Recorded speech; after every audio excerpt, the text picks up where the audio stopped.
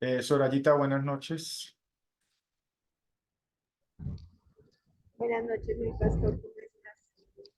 Ok. Buenas noches a Bueno, todos. hoy nos corresponde estudiar la lección número 13,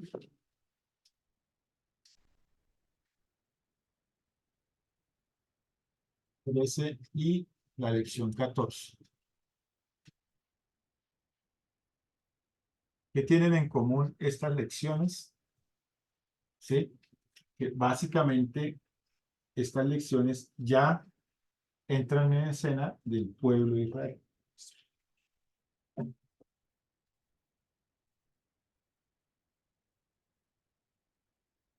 Ya entra en escena el pueblo de Israel como tal. O sea, ya no es simplemente una promesa a Abraham, a Isaac y a Jacob, sino aquí ya entra la nación de Israel, ¿no? Entonces, es muy importante tener en cuenta eso, ¿no? Una lección nos va a colocar, ¿sí? Una base muy importante que va a ser la Pascua, y la otra lección nos va a colocar una base muy importante que es la ley o los 10 mandamientos.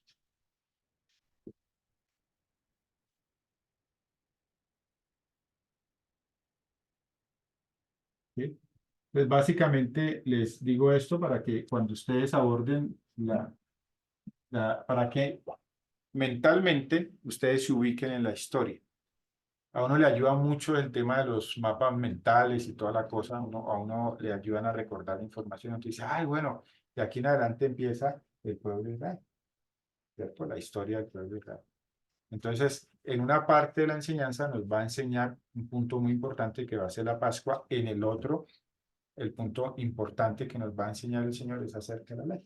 Entonces, ahí ya usted lo va, usted como maestro, usted ya tiene como la claridad, como el mapa, el camino por el cual va a ir transitando para la lección, ¿sí? Algo muy importante, ¿no? Eh, Hay dos cosas muy bonitas que vamos a ver del Señor. Eh, Dios, proveedor, eh, protector y eh, libertador.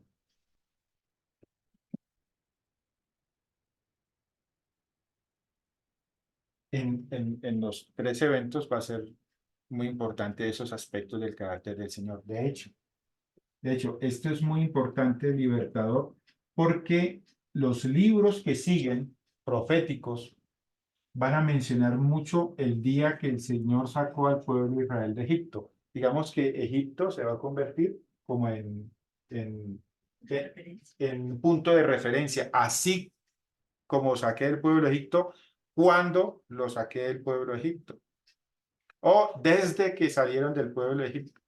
Sí, o sea, va a ser un punto de referencia el pueblo de Egipto. Entonces, la historia de Israel en la lección número 3 entrando pues a Egipto, va a ser muy importante, ¿sí?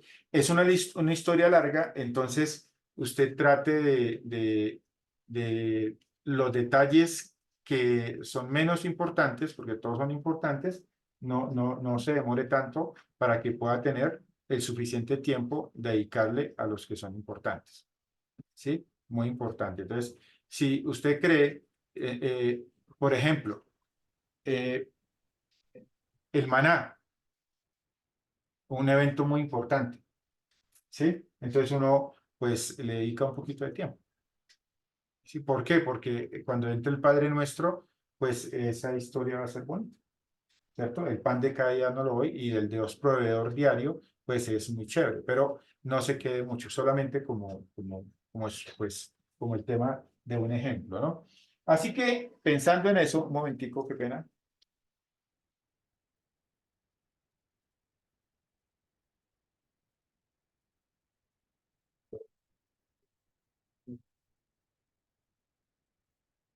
Pensando en eso, vamos a mirar, pues, qué es lo importante de la lección número 3, ¿sí?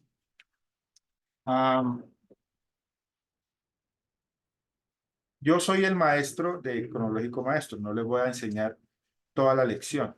La lección usted la tiene ahí escrita y yo le voy a dar un enfoque para que usted enseñe la lección, ¿cierto? Esa es la idea, que usted tenga como ese enfoque, porque la lección se organiza de esa manera. Pero me estaba acordando, y en Marcos capítulo 14, no sé si quieren buscar ahí en sus Biblias,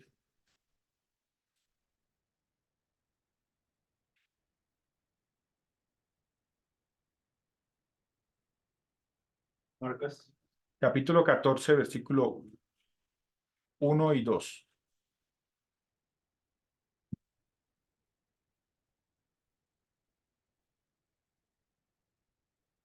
Faltaban 2 días para la Pascua y el Festival de los Panes sin Levadura. Los principales sacerdotes y los maestros de la ley religiosa seguían buscando una oportunidad para capturar a Jesús en secreto y matarlo. Pero no durante la celebración de la Pascua, acordaron. No sea que la gente cause disturbios. Ok, fíjense que usted ve el término ahí, la Pascua, ¿sí? Una persona que hasta ahora está empezando en esto, ¿sí? Lo más cerquita que llega a un entendimiento de la Pascua es de los huevos de la Pascua, de la fiesta de Estados Unidos, Con la Semana Santa. ¿sí? O cuando le dicen de Semana Santa la Pascua. Pero la Pascua para nosotros es como comida, como un tipo de algo así, ¿sí? No es claro lo que realmente significa, ¿sí? Entonces uno escucha más el tema de la Pascua, sí, con ¿cómo es que se llaman? Hay una fiesta en Estados Unidos que se llama el Conejo de Pascua, que a veces nosotros lo confundimos con la Pascua judía y no tiene nada que ver, ¿sí? Entonces por eso es muy importante que usted aclare eso, en primer lugar. En segundo lugar, para que cuando usted esté enseñando la historia de Jesús, especialmente en la semana de la crucifixión, y cuando diga 2 días después era la Pascua, por lo menos tus estudiantes ya sepan de qué se trata, ¿cierto? Entonces, es muy importante que usted enseñe la Pascua, o sea, el evento de la Pascua. Con eso, cuando usted hizo la Pascua a sus discípulos, ellos ya saben que se trata de la muerte del primogénito, del sacrificio del cordero, de pasar por encima, ¿sí? De la sangre, de la liberación del pueblo de Israel, porque ese evento, la Pascua, trae consigo, no es solamente una fiesta, sino que trae consigo un montón de significado, ¿cierto? Realmente es con la Pascua que el Señor libera a la nación de Israel. Pero también es la Pascua tecnifica, especializa, no encuentro otro nombre, el sacrificio, formaliza, más bien es el término, formaliza el sacrificio del cordero, ¿sí? Con unas especificaciones y toda la cosa. Entonces, la Pascua es muy importante. Entonces, cuando usted esté hablando de la lección número 13, acuérdese, importante la Pascua. Entonces, lo demás va a adornar esa enseñanza, la manera como el pueblo de Israel llegaron a Egipto, por ejemplo, a través de José. Si usted se pone a contar toda la historia de José, pues ahí se le va a ir mucho tiempo. ¿Sí? Y solamente tiene una hora para enseñarlo. O si la cosa se pone difícil, pues tú vas a tener que partirlo en dos, que a veces uno lo hace, pero pues es mejor mantener su hora, ¿no? Es bueno hacer su hora. Muy bien. Entonces, la Pascua, ¿sí?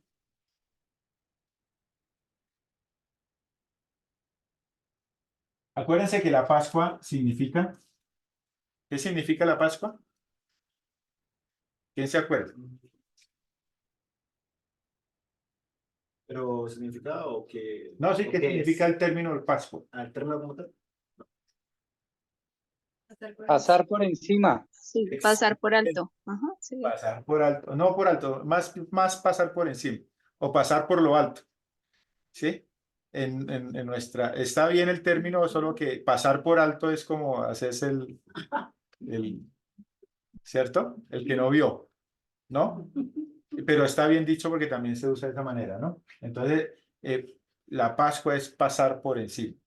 muy importante. Entonces, hay unos detallitos que les voy a contar de por qué es tan importante la Pascua. Resulta que la nación de Israel tiene un calendario lunar. Eso quiere decir que las fechas se repiten. Resulta que la Pascua se establece en el primer mes del año del calendario judío. Entonces, es primer mes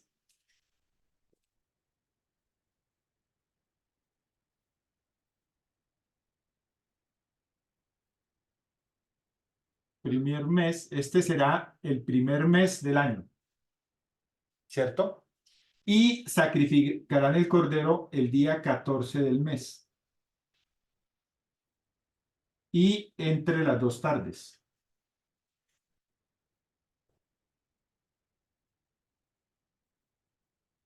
Calculamos que eso sería más o menos a las 3 p.m. Entonces, estas fechas usted las va a colocar en la Pascua de la lección número 13, porque esas fechas se repiten cuando en la semana en la que Jesús es crucificado. Entonces, para que lo tengan en cuenta, ¿sí? Que es muy importante. Entonces, usted coloca esto, pero Jesús va a repetir lo mismo. Es el primer mes, el 14 del mes y entre las 2 tardes. ¿Sí? Cuando Jesús es crucificado.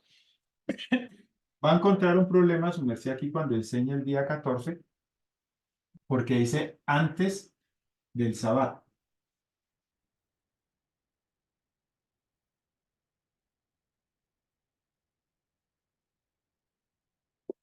Entonces, el día 14 antes del sábado. Pero resulta que como los judíos tenían calendario judío, siempre el 14 caía antes del sábado. Ojo con esa información que va a ser muy importante. ¿Sí? Siempre el 14 caía antes del sábado.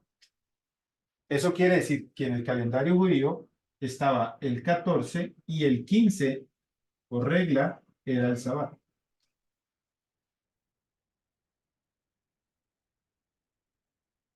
Siempre. O sea, en el primer mes, el día 14 era antes del sábado. No sé si me hago entender o tienen inquietudes ahí. Porque a veces van a encontrar ese problema cuando usted explique la Pascua. ¿Sí? Entonces, tengan en cuenta eso. Claro, esto es ya para la lección cuando llegue la crucifixión de Cristo.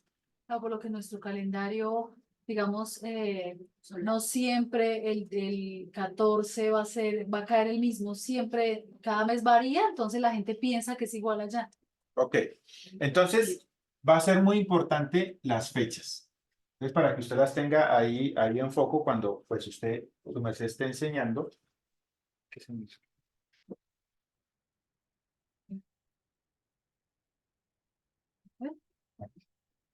Muy importante el tema de las fechas, ¿no? Entonces, eso es una parte importante de esa lección. Otra parte importante de esa lección son las características del cordero. Entonces, otro tema muy importante, las características del cordero. Entonces, ya miramos las fechas y ahora las características del cordero. Entonces, macho de 1 año,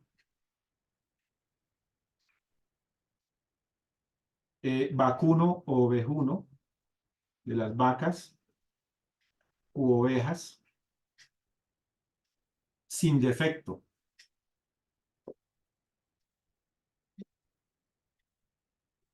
Entonces, esto va a ser muy importante. Porque el sacrificio se especializa. Entonces, usted tiene que poner especial atención en la lección ya con el tema de la especialización del sacrificio. ¿Sí? No, sin defecto. Eso cubría sin defecto. O sea, no podía tener defecto. Quiere decir que era perfecto. Y pues obviamente Jesús fue perfecto, ¿no? Ah, pero eso es ya cuando ellos se los comieron. ¿Sí? Listo. Entonces, es muy importante, aunque Marcelita aclara que no se le podía romper ningún hueso, dentro de defectos no podía tener, o sea, tenía que ser perfecto. ¿Sí? Básicamente, esto lo que usted no lo va a enseñar ahí en la lección de la Pascua, pero esto apunta realmente a la condición perfecta de Jesús.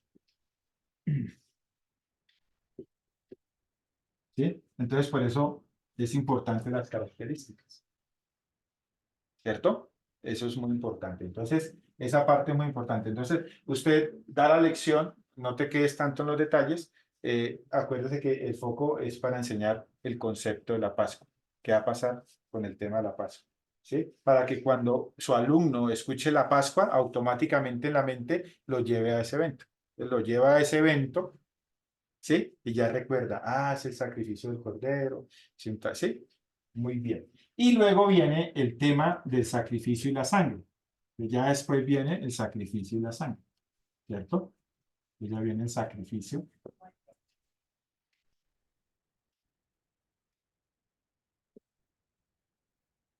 El sacrificio y la sangre.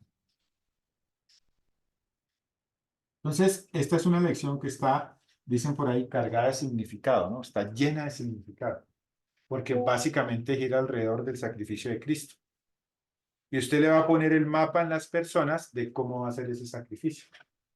¿Por qué Dios lo hizo así? Porque el sacrificio de Cristo tiene tanto que el Señor fue colocando, armando de a poquito, para que la persona, cuando llegue el momento de él, no se atafague, no se estrese con toda la información que va a recibir. Entonces, ya sabe qué es la Pascua, ya sabe qué pasó, ¿cierto? Pero aquí viene el tema del sacrificio. Dice que debía sacrificarse entre las dos partes. Y dice, lo inmolará toda la congregación, o sea, lo sacrificarán. ¿Sí? Y luego tomarán la sangre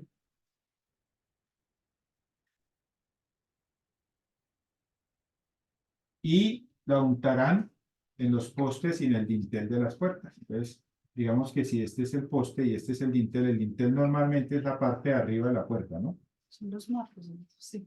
¿Sí? Entonces, estos son los postes y este es el dintel que va arriba. Y ellos tenían que untar con sangre.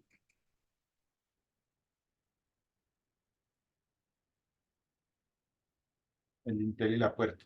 Y habían otras cosas que tenían que hacer, ¿no? Como quedarse dentro, comerse todo el animal, lo que quedara tenían que quemarlo, no podían dejar, bueno, esos De pie, estar preparados para la no podían quebrar los huesos del animal, estar preparados estar preparados para salir, pero volviendo a lo que nos compete a nosotros del sacrificio de Cristo, entonces es muy importante el papel que va a jugar la sangre.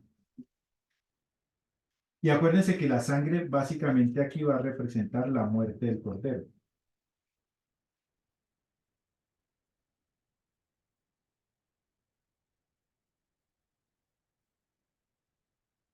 ¿Sí?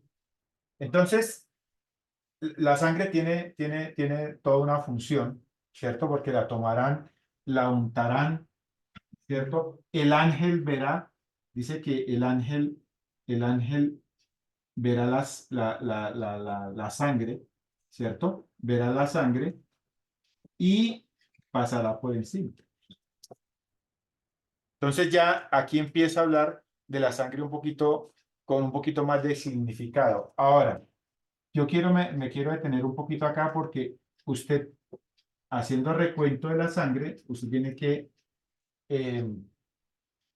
irse devolviendo un poquito y hay por lo menos dos menciones anteriores donde usted ha mencionado la sangre.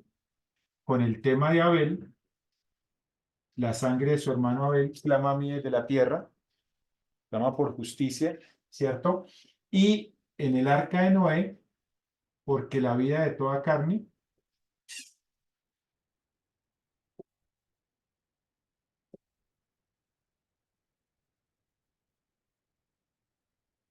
está en la sangre. Entonces, usted menciona el tema, pero no hace mucho énfasis, ¿cierto? Entonces, menciona la de Abel. Cuando enseña la lección de Abel, usted tiene que mencionar la sangre. Cuando menciona la lección de Noé, usted tiene que mencionar la sangre. No la tiene que explicar, pero sí la tiene que mencionar como está la lección. Pero aquí ya la sangre toma un sentido muy importante. ¿Sí? Porque prácticamente el ángel de la muerte viene y al ver la sangre ahí, protege a los que están dentro de la puerta. Esa era la señal. Entonces, eso es muy importante. Y todo esto es la Pascua. Entonces, al final de la lección nos dice, eso se llamaba la fiesta de la Pascua. Claro, a medida que avanza el tiempo, ellos tienen que hacer otras cosas, como los panes sin levadura, alistarse para la Pascua. Y era un proceso donde limpiaban las casas y todo, pero ya eso fue un poquito más especializado más adelante. Pero lo que, digámoslo así, primariamente se hizo la Pascua fue esta parte. Fue la plaga que fue la muerte de los primogénitos allá en Egipto. ¿Sí? Y ahí usted está enseñando ya un tema judío, un tema de la costumbre del pueblo de Israel, ya un poquito más especificada. Y es muy importante que lo tenga ahí en cuenta. ¿Listo? No sé si alguien tiene una pregunta, inquietud. ¿No? Pues sí es importante ver cómo el Señor va aumentando y dándole importancia a ciertas cosas, ¿no? Que antes uno en la enseñanza quería dar todo el detalle desde el comienzo, pero es bonito ver que Dios sí fue progresivamente dando detalles y cuando uno mantiene esa línea de progreso en el proceso de enseñar, pues la persona más fácil va implementando esa información, ¿no? Y no pues que uno dé toda la información que uno tiene ya desde el comienzo, sino que el alumno lo vaya viendo así progresivo. Sí, es como un sistema en el que usted le va adicionando información a la mente del oyente, poco a poco, poco a poco. Sí, al comienzo la sangre, por ejemplo, el sacrificio y la sangre del cordero, y tomó Noé de todo animal limpio y ofreció a Jehová. Ah, bueno, ya, sí, todo animal limpio ofreció a Jehová. Con Abel, de sus corderos, de lo más gordo de ellos. Ah, bueno, listo, ahí nos arroja un poquito de luz del sacrificio. Y a medida que va aumentando la historia, Dios le va aumentando un poquito, pero aquí en la Pascua ya la cosa es un poquito más especializada, es el término más formal, ¿no? Y ya cuando llegue el tabernáculo, el sacrificio va a ser todavía más especializado, ¿sí? Porque ya no es el cordero que vayan y lo busquen y esto, no, sino que ya tiene toda una estructura más profunda, ¿no? En el proceso. Entonces, eso usted va aumentando un poquito realmente los detalles más profundos del cordero, ¿no? Y el sacrificio del cordero. ¿Preguntas hasta ahí?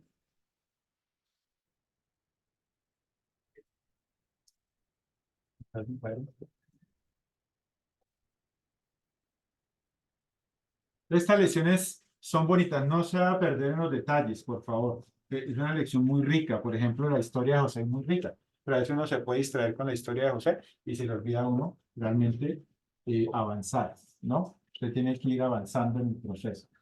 Entonces, por eso, repásela y estudie más o menos a grosso modo, esto pasó aquí, esto pasó aquí, esto pasó acá, para poder llegar a la Pascua, ¿no?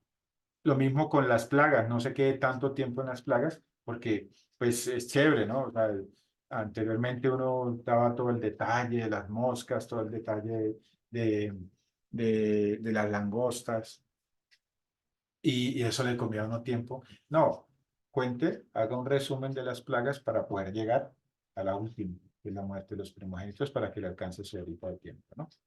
Muy bien. Voy a pasar a la lección número 14. La ley. ¿Sí? Es una lección, es una lección especial. Realmente aquí es donde requiere el maestro eh, como, como creatividad, este, eh, Que se haya preparado muy bien. Que tenga un poquito de tacto, que tenga, porque esta lección, si las personas no han entendido realmente el pecado en su vida, es con la lección de la ley que lo entienden. Y de esta lección uno puede atisbar a ver si la persona realmente capta de qué se trata la cosa. Su condición. Eso es muy importante, ¿cierto? Entonces, los 10 mandamientos van a ser algo muy importante. Yo les voy a contar por qué hicimos la lección así y qué cuidados hay que tener al usted enseñar los 10 mandamientos. ¿Sí? Por la cultura que tenemos los colombianos. ¿Sí? Entonces, por regla general, en el mundo cristiano colombiano, católico o protestante, los creyentes o cristianos sí o sí creen que hay que cumplir la ley, los 10 mandamientos. Entonces, sí hay que cumplir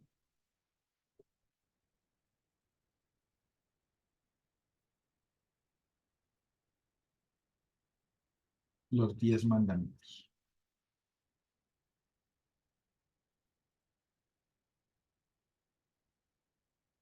Otra vez, esto no es doctrina nuestra, sino esto sí o sí es lo que hay en la mente de los colombianos. Tal vez en la mente de los latinoamericanos y más allá. ¿Sí? Pero sí, las personas que fuimos afectados en el descubrimiento de América y de la manera como llegó la Biblia y el Evangelio a nosotros, asumen que sí o sí toca cumplir los 10 mandamientos. Entonces, trabajan para cumplir los 10 mandamientos. Y el trabajo que usted va a hacer guiado por el Espíritu Santo es desmontar esa mentira. O sea, ese es el trabajo que usted va a hacer. Claro, no va a ser difícil si usted sigue paso a paso la lección. No va a ser un problema para eso, ¿cierto? Si usted sigue la lección, ellos van a ir caminando en lo que usted les va enseñando, ¿sí? Pero nosotros, y yo me acuerdo, hace muchos años que uno se enfocaba en cumplir los 10 mandamientos, ¿sí? Y de alguna manera, por eso muchos de nosotros los católicos decíamos, pero yo no mato a nadie, yo no le hago mal a nadie, yo no robo, ¿sí? Yo esto, yo lo otro. Entonces es santo, pero la ley presentada de la manera como la vamos a presentar, desmonta este error, ¿sí? Y no solamente desmonta este error, automáticamente abre en la mente del oyente la posibilidad de sentir la realidad de estar condenado. No sé si me hago entender. O sea, ellos experimentan y uno experimenta, porque uno lo experimentó. Yo creo que usted cuando le enseñaron experimentó, pero no puedo cumplir la ley de Dios, pues estoy condenado. ¿Cierto? Y la meta va a ser esa. ¿Sí? No sé si tienen preguntas ahí o inquietudes. Entonces, para esta lección usamos una gráfica, digamos, para que la persona vaya como haciendo su propia evaluación. Sí, usted puede hacer un checklist, ¿sí? Usted puede colocar los 10 mandamientos y al frente le pone 2 casillitas, ¿sí o no? ¿Sí?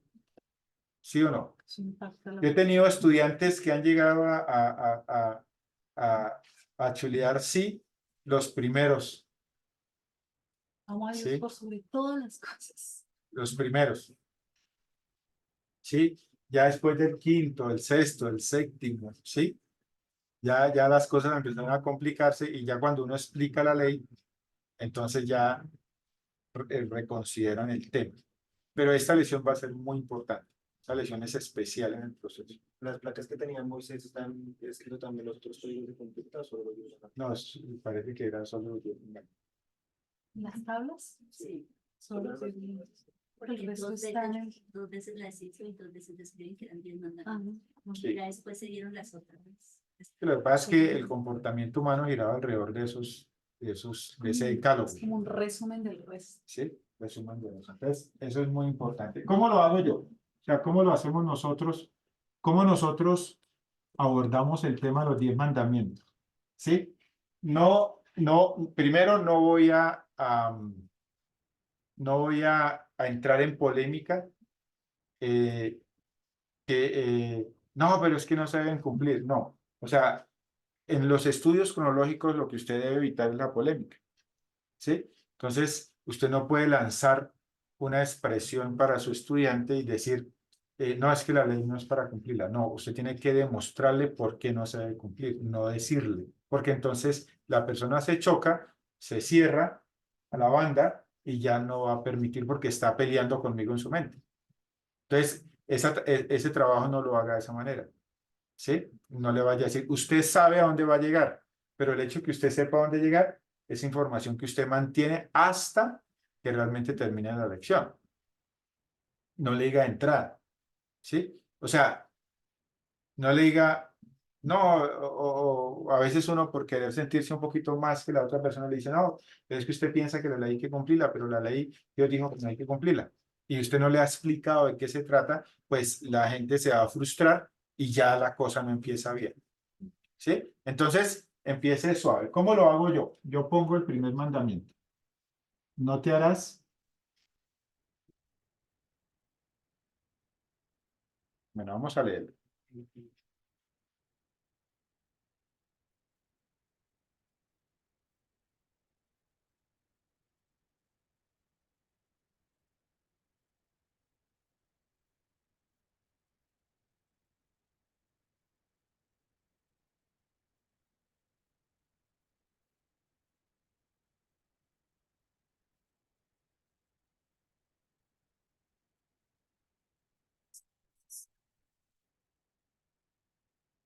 Dice, Éxodo 20, del 1 al 3. Y habló Dios todas estas palabras diciendo, yo soy Jehová, tu Dios, que te saqué de la tierra de Egipto, de la casa de servidumbre. Fíjense que ya Egipto se vuelve un referente, ¿cierto? No tendrás dioses ajenos delante de mí. Entonces, no tendrás.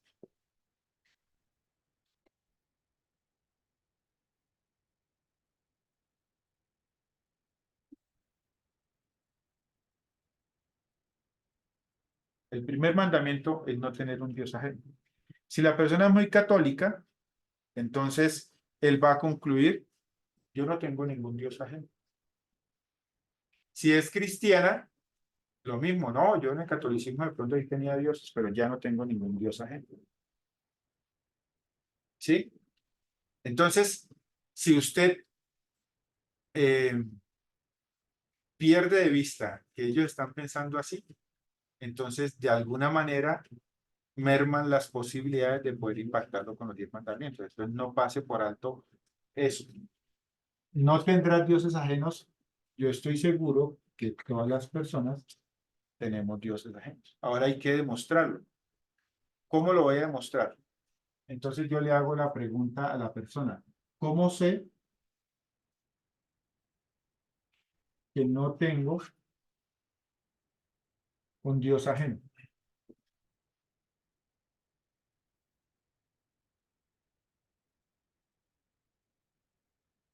¿Cómo sé que mi familia no es mi Dios o que mi trabajo no es mi Dios, que mi conocimiento o mi apariencia no es mi Dios? ¿Cómo sé eso? ¿Cómo sé que algo material no lo he convertido en un Dios? ¿Cómo sabemos el tema? Entonces, fácil. Usted le dice eso, ¿sí? Dice, no tenían que tener dioses ajenos, pero, o como le dice el mandato, amarás al Señor tu Dios con toda tu mente, con toda tu alma, con todo tu cuerpo, que es como la idea de este mandamiento. Entonces usted le dice, bueno, vamos a mirar si violamos o no este mandamiento, para que nosotros podamos entender si violamos o no violamos este mandamiento. El Señor nos dio 9 mandamientos más. Lo evalúa. Y con estos mandamientos yo voy a sacar la conclusión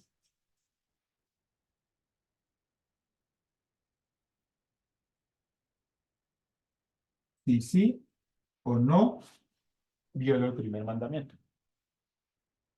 O sea, ¿de dónde parte la ley? La ley parte de que el ser humano de entrada viola el primer mandamiento. ¿Pero cómo lo sabe? Pero ¿cómo lo sabe la persona? ¿Cómo puede verificar que efectivamente viola el primer mandamiento de entrada, pues con este. ¿Sí? ¿Cuáles son los mandamientos cruciales que definitivamente quebrantan el corazón de la persona? No tomarás el nombre del Señor en vano.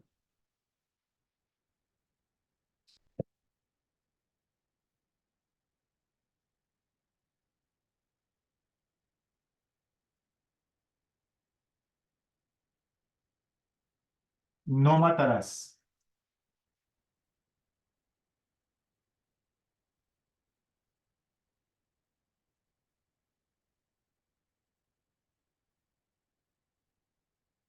No codiciarás.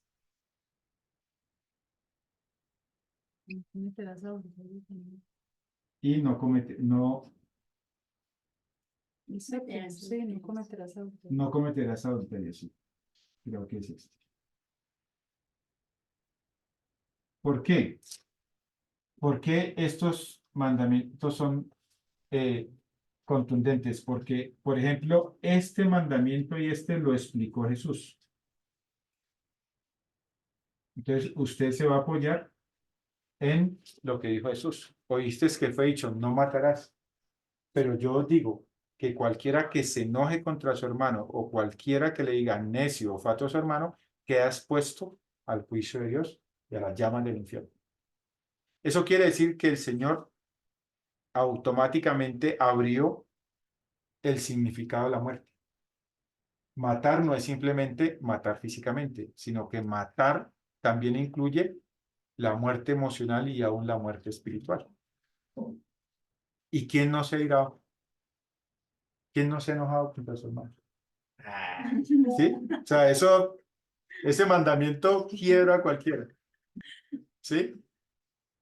Oíste que fue dicho, no adulterarás, pero yo digo que cualquiera que vea a una mujer, ¿sí? Y llega, uy, chulita, qué buena que está, ya codicia en su corazón, ya adulteró.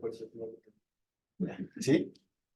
Si es hombre, pues, sí, pero a veces las mujeres ya hoy en día, en pleno siglo XXI, ya también, ya las mujeres también, ¿cierto? Uy, 10, 8, 9, sí, ya el tema es, ¿sí?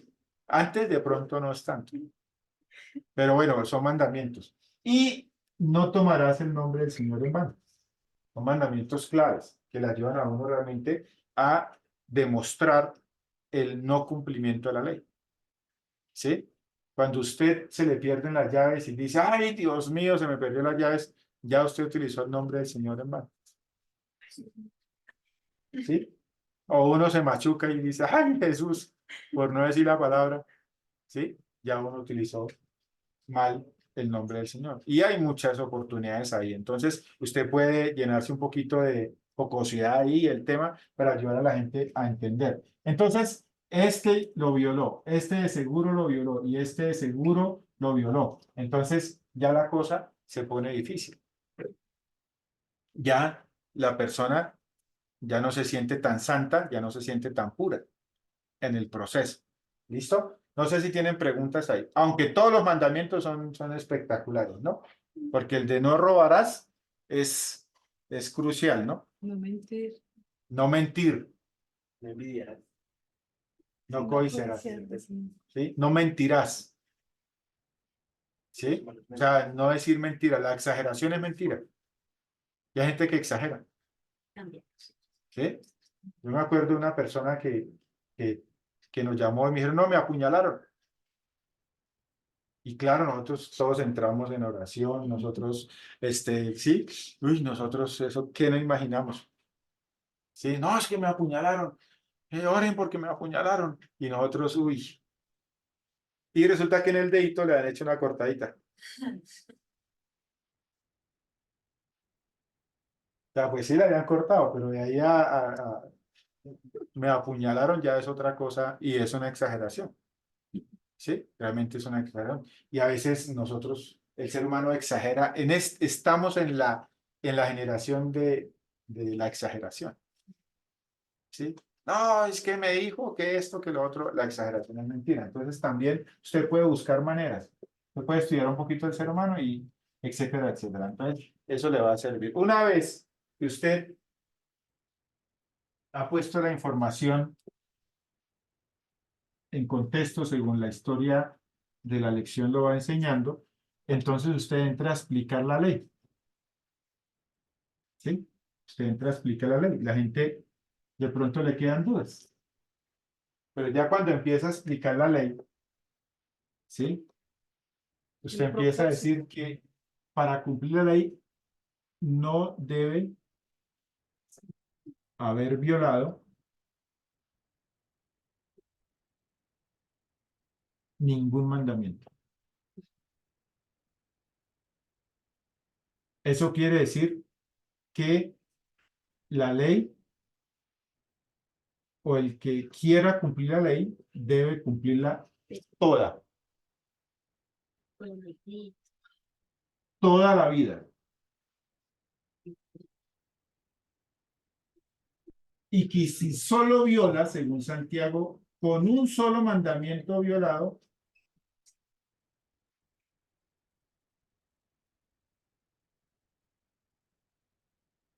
se viola toda la ley. ¿Sí? Entonces, si a alguien le quedó un ápice de por ahí, no, es que yo sí cumplo como el cuarto, el de honrar padre y madre, y de pronto el de no robarás, de pronto yo lo cumplo. ¿Sí? La explicación lo deja ahí. Después de que usted ya da esto, entonces ya usted presenta el propósito de la ley. El propósito de la ley es que el hombre entienda que tiene una enfermedad.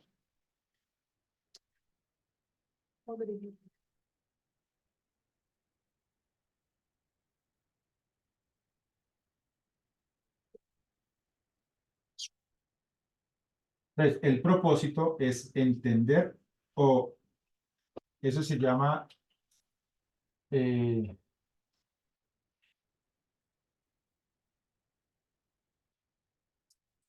reconocer la existencia del pecado en nosotros.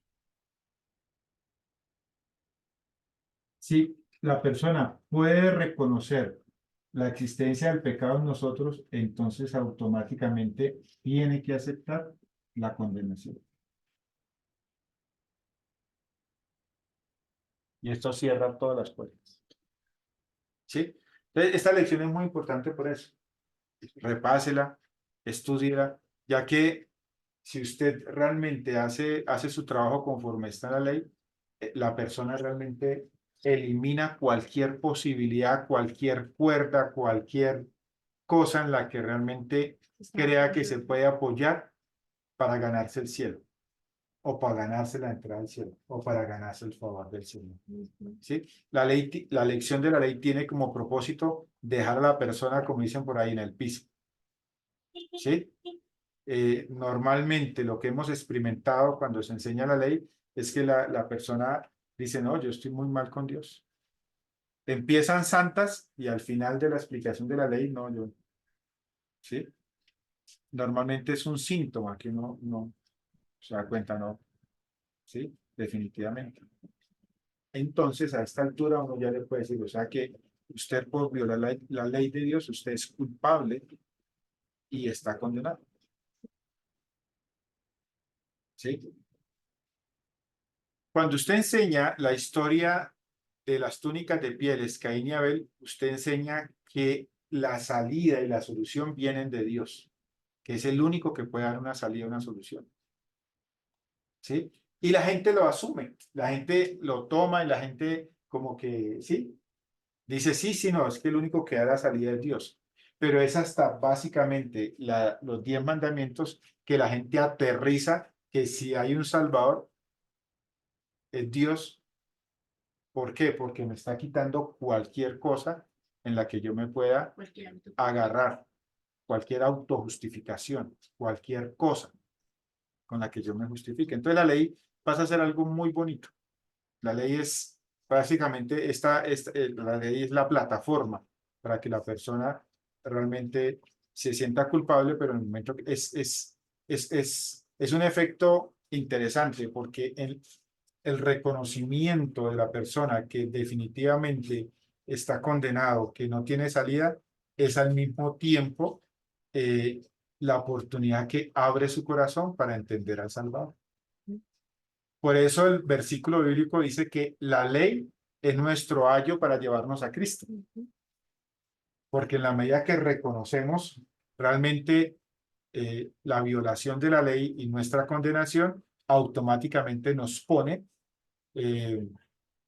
prepara el corazón para aceptar el Salvador. Es muy importante, la ley es muy bonita en ese sentido. No sé si alguno tiene una pregunta, inquietud.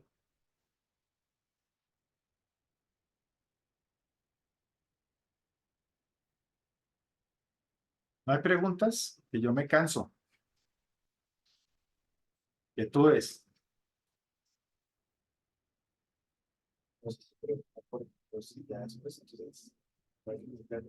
¿No hay que qué? O qué les diría uno sobre la ley, que aún así es importante intentar, o sea, tener en cuenta, ¿vale? Sí. Sí, hay personas, y es ya ustedes como maestros, para que tengan en cuenta, que hay personas que creen que porque no pueden cumplir la ley, entonces hay que vivir una vida desorganizada o Dios no invita a la santidad. No, son dos cosas diferentes. Una cosa es que yo no puedo cumplir la ley de Dios y esa es la evidencia por la cual yo estoy condenado, pero otra cosa es la santidad. Porque ya entra otra ley. Entonces usted va a saber que ya en la iglesia, ya el creyente, ya le aplica la ley del Espíritu. Y la ley del Espíritu no es menos exigente que la ley mosaica. Es más exigente. Solo que la ley del Espíritu no condena como condena la ley de los 10 mandamientos. O sea, la diferencia entre la ley mosaica y la ley del Espíritu es que la ley del Espíritu está diseñada para mostrarme mi pecado y ayudarme a salir adelante. Mientras que la ley mosaica está diseñada para mostrarme mi pecado y condenarme. No sé si me hago entender la diferencia. La una está diseñada para mostrarme el pecado y darme vida. La otra está diseñada para mostrarme el pecado y darme muerte. Pero que no se lleven la idea a sus oyentes de que no, vamos a vivir ahora una vida libertina, ¿no? De ninguna manera, ¿no? Dios sigue siendo santo y sigue exigiendo santidad. Jennifer. Lo que normalmente yo trato de hacer ahí en esa lección es también pues animar a la gente. Obviamente no está mal a tratar de hacer lo bueno, ¿sí? Y cuando una persona hace lo bueno, obviamente para Dios es agradable, pero haciendo la diferencia y la salvedad de que aunque no está mal, obviamente tratar de hacer lo bueno, pero eso no le va a salvar. Sí, es como la diferencia. Eso no le salva, no le aporta para su salvación, pero no quiere decir que Dios esté mal porque una persona trate de hacer lo bueno. Sí, hacer lo bueno siempre será agradable para el Señor, Ujú. solamente que No le salva. En relación a tomar la ley para uno justificarse y ganarse la entrada al cielo es un error garrafal, porque la Biblia dice que la ley no fue diseñada para eso. La ley fue diseñada para mostrarme el cáncer que tengo. Es la radiografía, me muestra el cáncer. Pero la ley no me puede limpiar. Para que eso deja el corazón listo a la persona para que, para que acepte realmente el ofrecimiento que Jesucristo está dando en la cruz de salvación. realmente ahí Sí, genera la necesidad. de Genera la necesidad de un Salvador. Genera eso es, genera la, sí, la ansiedad de un Salvador, para que me entiendan. ¿Sí? La necesidad, la ansiedad genera, ¿Es otra palabra? está buscando otra palabra. La posibilidad, ¿sí? De un Salvador. Bueno, Dios les bendiga, muchas gracias. Seguimos con la lección número 15, la lección número 16 para la próxima clase. por favor échenle la leída para que ustedes discutan aquí conmigo, para que ustedes compartan, para que ustedes realmente interactuemos, socialicemos, ¿listo? El Señor les bendiga, que tengan una excelente semana. Los esperamos pues el domingo cada uno en su iglesia, ¿sí? Cada uno en su congregación. Bendiciones para todos. Bendiciones a todos. Muchas gracias, pastor. Muchas Gracias, gracias. doctor. Buenas noches. Dios los bendiga a todos. Buena noche. Buenas Buenas noches. noches. Buenas noches a todos, que estén bien, que descansen. Buena noche.